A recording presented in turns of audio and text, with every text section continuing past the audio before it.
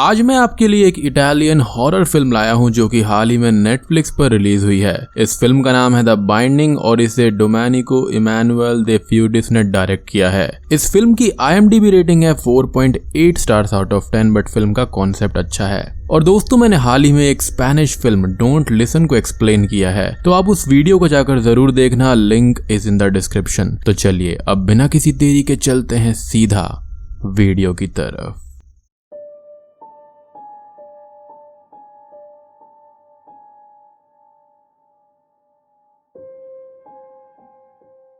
Film की शुरुआत एक रिचुअल के साथ में शुरू होती है जहां पर कुछ लोग एक पजेस्ड लेडी को काबू में कर रहे थे। वो लोग उस लेडी को एक ड्रिंक जबरदस्ती पिलाते हैं, उसके पीठ पर एक घाव करते हैं और उसे उसका फेस मिरर के अंदर दिखाते हैं। वो लेडी फुली पजेस्ड थी, इसलिए मिरर में फेस को देखते ही वो चिल्लाने लगती है और मिरर क्रैक होकर टूट जाता है। अब हमको फिल्म के टाइटल द बाइंडिंग के बारे में कुछ बताया जाता है। बाइंडिंग एक प्रकार का सुपर नेचुरल बॉन्ड होता है एक इविल फोर्स और उसके विक्टिम के बीच में। जब भी कोई ऐसे बॉन्ड का शिकार होता है तब विक्टिम की फिजिकल बॉडी बदलने लगती है और वो अपने माइंड पर कंट्रोल खो देता है। इटली के अंदर इसको कॉमनली इविल आई कहते हैं, जो साउथ इटली में ज्यादा एक्टिव है। इससे जुड़े हुए कुछ इंटरेस्टिंग फैक्ट्स मैं आपको एंड में बताऊंगा, तो आप वीडियो को एंड तक जरूर देखिएगा। आपको वहां पर काफी सारी थ्योरीज भी सुनने को मिलेंगी।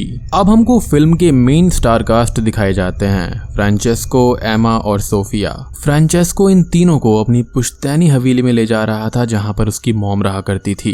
फ्रांचेस्को और एमा रिलेशनशिप में थे और जल्दी ही शादी करने वाले थे। फ्रांचेस्को एमा को अपनी मॉम से फर्स्ट टाइम मिलवाने ले जा रहा था। यहाँ पर सोफिया एमा की बेटी थी और एमा का सालों पहले डिवोर्स हो चुका था और ये उसकी दूसरी शादी होने वाली थी। सोफिया फ्रांचेस्को को अपने रियल डैड की तरह प्यार करती थी और ये प्यार म्यूचुअल था। इन शॉर्ट, ये एक अनऑफिशियल हैप्पी फैमिली थी। फ्रांचेस्को एक प्रोफेशनल म्यूजिशियन था बट बड़े स्टेजेस पर परफॉर्म करने से डरता और एमा एक सिविल इंजीनियर। ये दोनों मोस्टली इटली के बाहर ही रहा करते थे और आज सालों बाद फ्रांचेस्को अपनी मॉम से मिलने आया था। उसकी मॉम का पुश्तैनी ऑलिव ट्रीज का एक फार्म था और मैं आपको बता दूं कि ऑलिव ट्रीज से ऑलिव ऑयल बनता है और ये ट्रीज हजारों सालों तक एक्टिव रहते हैं। अब ये तीनों ही पुरानी हवेली में आते हैं जहाँ पर घर की कुक कम केयर टेकर सबरीना इनका वेलकम करती है। इनके घर के अंदर टीटो नाम एक कुत्ता भी था जिसे सोफिया जल्दी ही दोस्त बना लेती है। अब सोफिया इस बड़े से घर में अकेले घूमने लगती है। उसे एक रूम में से एक बच्चे की रोने की आवाज, किसी के चैंटिंग करने की आवाज सुनाई देती है और जब वो रूम में घुसने जाती है तो डोर अपने आप ही बंद हो जाता है, जिससे वो डर कर अपने मॉम के पास में आ जाती है।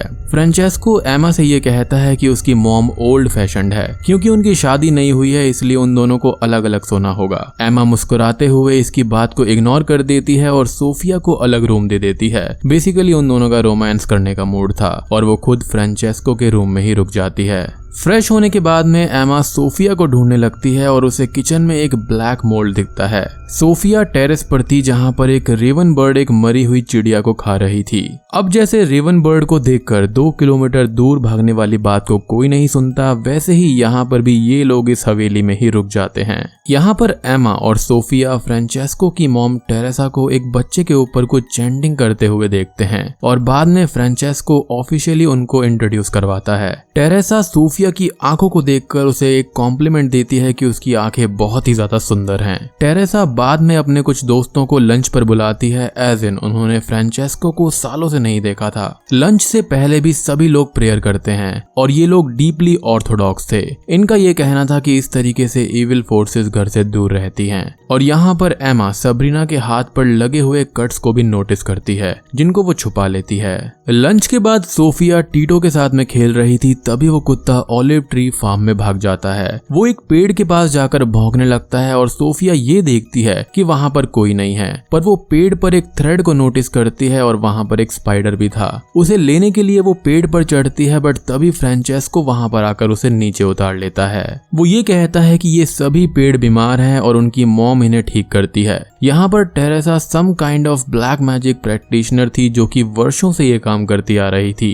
अपैरेंटली वो ट्रीज को भी ब्लैक मैजिक से ही क्योर किया करती थी। रात में फ्रांचेस्को सोफिया को पियानो सिखाता है, जिसे देखकर एमा टेरेसा से ये कहती है कि इन दोनों का बॉन्ड काफी गहरा है। टेरेसा क्रिप्टिक वे में ये कहती है कि उसको जेलस होने की कोई जरूरत नहीं है, क्योंकि माँ बेटी का खून का जो बॉन्ड होता है वो सबसे स्ट्रॉन्ग होता है। जब एमा फ्रांचेस्को के साथ में इंटीमेट हो रही थी तब उसको एक ब्लैक परछाई रूम के बाहर दिखती है। वो घबराकर चेक करने जाती है, तब तक वहाँ पर कोई भी नहीं होता और सोफिया भी अपने रूम में सो रही थी। लेटर दैट नाइट सोफिया अचानक से उठ जाती है और उसे अब कुछ साउंड सुनाई देती हैं। वो अपने बेड के नीचे चेक करती है पर वहाँ पर भी कुछ नहीं होता और अगले ही सीन में हम सोफिया को चिल्लाते हुए देख पाते हैं, एज इन उसे अब एक बड़े से मकड़ी ने काट लिया था। और सभी लोग वहाँ पर आकर सोफिया को चेक करते हैं और टेरेसा उस पर एक हर्बल बाम लगाती है। नेक्स्ट मॉर्निंग टेरेसा सोफिया को एक स्मॉल पैकेट अपने पास रखने के लिए देती है। अब वो किचन का ब्लैक मोल्ड सोफिया के रूम के अंदर आ गया था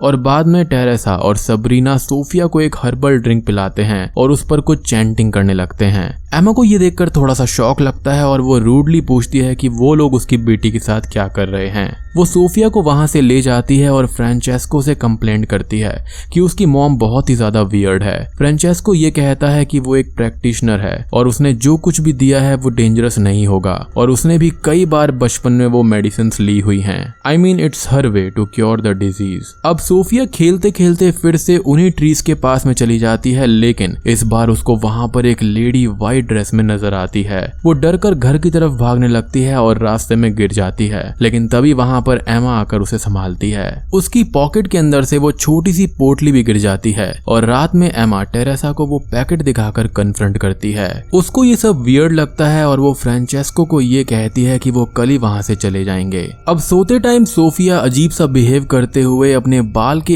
एक टुकड़े को उस पेड़ की एक लकड़ी से बांध देती है। आधी रात को वो अब उस ब्लैक मोल्ड की तरफ अपना मुंह करके अपने हाथों को नोच रही थी।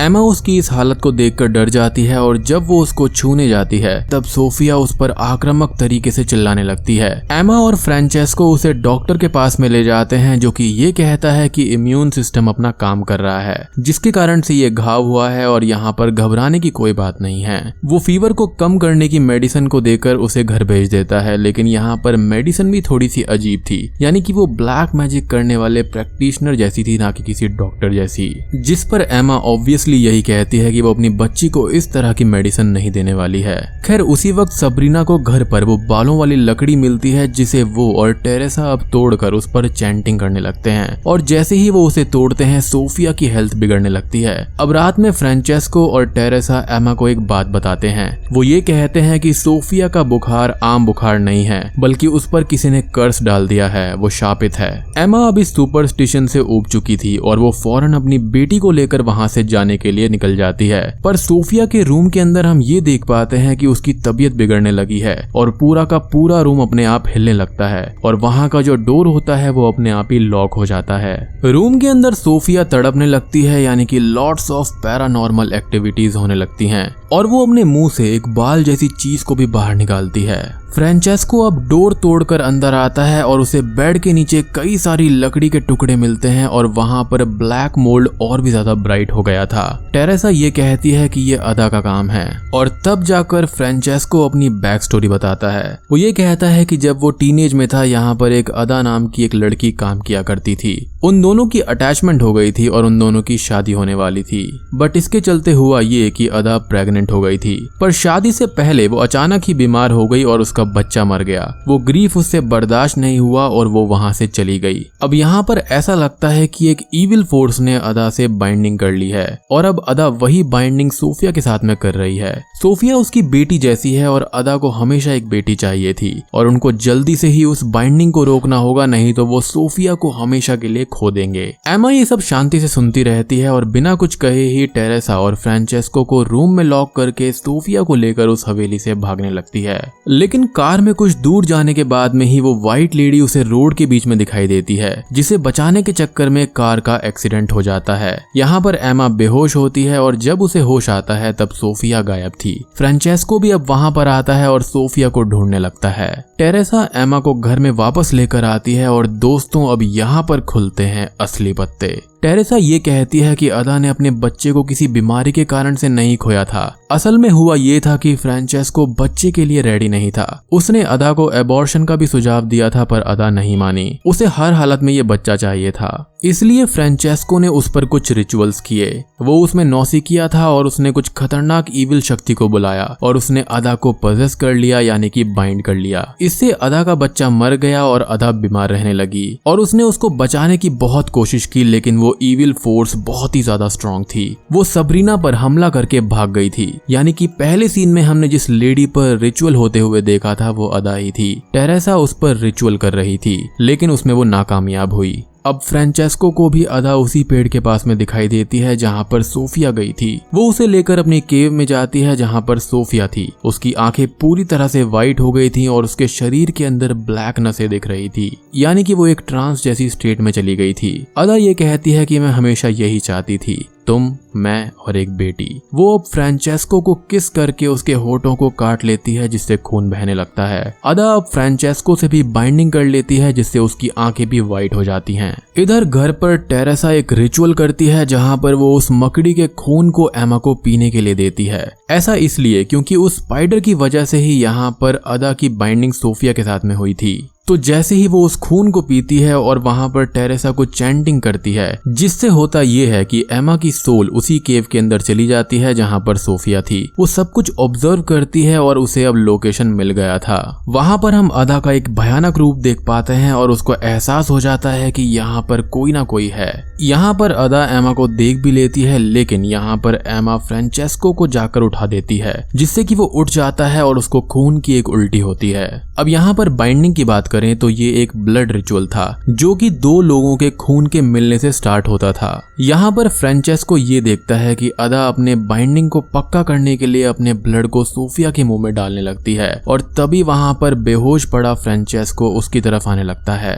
वो अदा पर हमला करता है और उसका गला घोटकर उसे मारने की कोशिश करता है। अब यहाँ पर फ्रांचेस्को भी बाइंडिंग के ट्रांस स्टेट में था, इसलिए अदा के बेहोशी के बाद वो भी कमजोर होकर गिरने लगता है। लेकिन तभी होता यह है कि अदा मरती नहीं है और पीछे से आकर उसको भी वहां से ले जाती है। अब टेरेसा और एमा उस केव के अंदर आते हैं और एमा सोफिया को लेकर घर पर वापस आ जाती है। वहां पर फ्रांचेस्को और अदा कहीं पर भी नहीं दिखते। अब घर पर टेरेसा रीयूनिफिकेशन रिचुअल करने लगती है, जहाँ पर सबसे पहले वो सोफिया का ब्लड प्यूरिफाई करती है by giving her some herbs. अब वो भी एमा और सोफिया के ब्लड को मिक्स करने की बात करती है, एज इन माँ बेटी का बॉन्ड सबसे स्ट्रॉन्ग होता है। उसका ये कहना था कि वंस उनके बीच में ये बॉन्ड फिर से एस्टेब्लिश हो जाएगा तो अदा कुछ भी नहीं कर पाएगी। वो उसी मकड़ी के काटे हुए पॉइंट से सोफिया के बॉडी से उस ब्लड को निकालकर उसके फेस को उसके मिरर पर दिखाती है। कुछ चैंटिंग करने लगती है, पर इस बार भी लास्ट टाइम की तरह ही मिरर टूट जाता है और रूम के सारे शीशे अपने आप ही टूट जाते हैं, इम्प्लाइंग अदा जान चुकी थी कि टेरेसा यहाँ पर क्या कर रही है, यानी कि उसके अंदर की इविल फोर्स। वो अब उसी घर की तरफ आने लगती है। सबरीना मेन डोर को बंद करने जाती है, पर अदा उस पर हमला करके उसे मार डालती है। एंड आई पर्सनली बिलीव कि अदा सबरीना की बेटी है, क्योंकि यहाँ पर फ्रांचेस्को ने ये कहा था कि उसके यहाँ पर वो काम करती थी और यहाँ पर सबरीना भी काम करती है। और स्टार्टिंग में होते हुए रिचुअल को देखकर सबरीना काफी ज्यादा दुखी हो रही थी, तो यहाँ पर ये हो सकता है कि ये उसकी माँ ही हो। इधर एमा जल्दी जल्दी में एक कैंची से अपने ब्लड को सोफिया के ब्लड से मिलाने जाती है, लेकिन अदा उसे भी पजेस करके उसी कैंची को उसकी छाती में घुसा देती है। एमा ब्लीड करते हुए वहीं पर ऑन द स्पॉट बेहोश हो जाती है। टेरेसा ये सब देखकर रोने लगती है एंड फाइनली अदा उसके सामने आकर उसे भी तड़पाकर मारने लगती है। वो अपने ही गले में अपना हाथ डालने लगती है, जिससे वहां पर टेरेसा चोक होने लगती है। अब क्योंकि एमा ब्लीड कर रही थी तो उसका खून फ्लो होकर सोफिया के खून से मिल जाता है, जिससे कुछ पल बाद सोफिया बाइंडिंग से बाहर आ जाती है और अपनी बेहोश माँ को देखकर रोने लगती है। अदा अब सोफिया पर हमला करने आती है और फिर से उसके साथ में बाइंडिंग करने की कोशिश करती है, लेकिन ऐसा नहीं हो पाता। और जब वो थर्ड या फोर्थ टाइम ऐसा करने की कोशिश करती है, तभी एमा वहां पर बेहोशी की हालत में आकर अपने ही सीजर से अदा को मार डालती है। हम यहाँ पर ये देखते हैं कि अदा की आंखें बिल्कुल नॉर्मल हो जाती हैं, यानी कि वो ईविल के पोजेशन से बाहर आ गई थी, लेकिन इस हादसे में उसकी मौत हो जाती है। बाद में टेरेसा भी होश में आ जाती है और नेक्स्ट डे सोफिया उसी पियानो को बजा रही थी जो कि फ्रांचेस्को बजाता था। ऐसा लगता है कि इनका प्लान यहीं रहने का है। अब सोफिया को फिर से अपने घाव के आसपास कुछ दर्द होने लगता है और अगले ही सीन में हम फ्रांचेस्को को देखते हैं जिसे वो ईविल फोर्स ने अभी भी अपने काबू में कर रखा था। और बूम, इसी के साथ में फिल्म यहीं पर खत्म हो जाती है। तो दोस्तों, ये थी फिल्म द बाइंडिंग की कहानी। यहाँ पर एक ईविल फोर्स थी जिसने अदा को पजेस किया था। ये फोर्स पजेस करने वाले की इच्छा के मुताबिक किसी को भी अपने साथ बाइंड कर सकती थी। अदा यहाँ पर कोई गोस्ट नहीं थी बल्कि पजेस हुई ह्यूमन थी।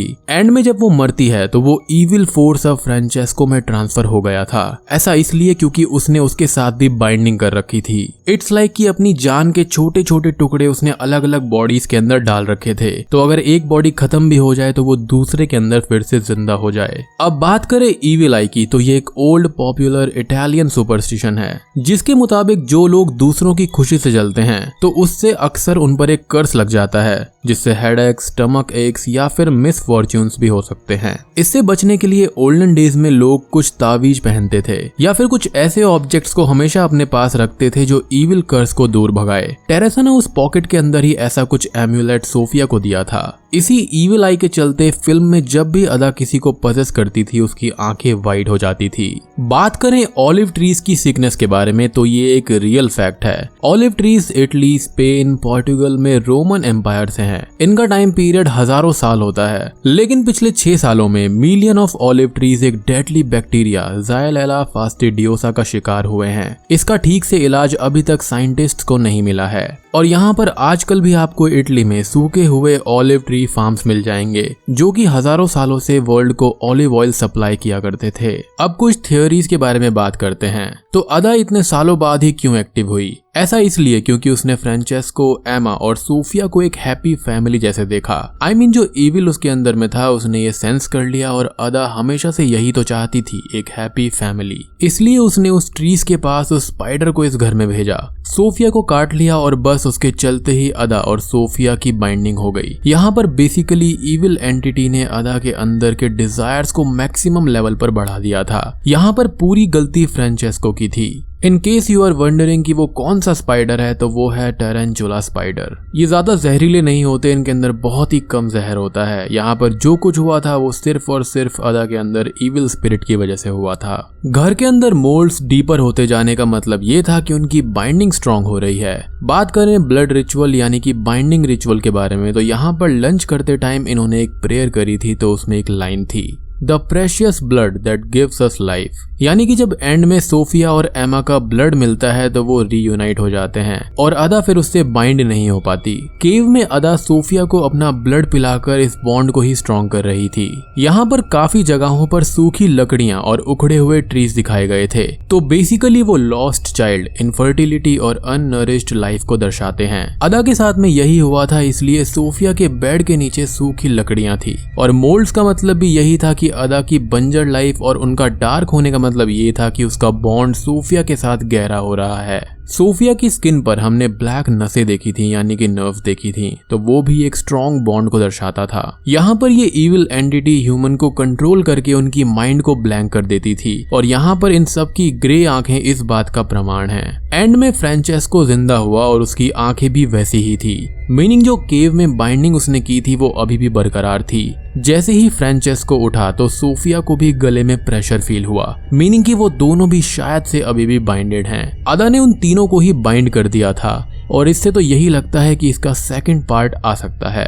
अल्टीमेटली फ्रांचेस्को को अपने किए की सजा मिली, उसने अदा के साथ जो भी किया वो गलत था। तो वीडियो पसंद आई हो तो लाइक कर देना, सब्सक्राइब कर दीजिए और कमेंट करके जरूर जाना कि आपको ये फिल्म कैसी लगी। और हमारे नए चैनल यानी कि प्लॉट सीरीज को भी सब्सक्राइब कर दीजिए और जल्दी से 15,000 सब्सक्राइबर्स करवा दीजिए, link is in the description. तो मैं आप सबसे मिलता हूँ अगली वीडियो के साथ में, तब तक के लिए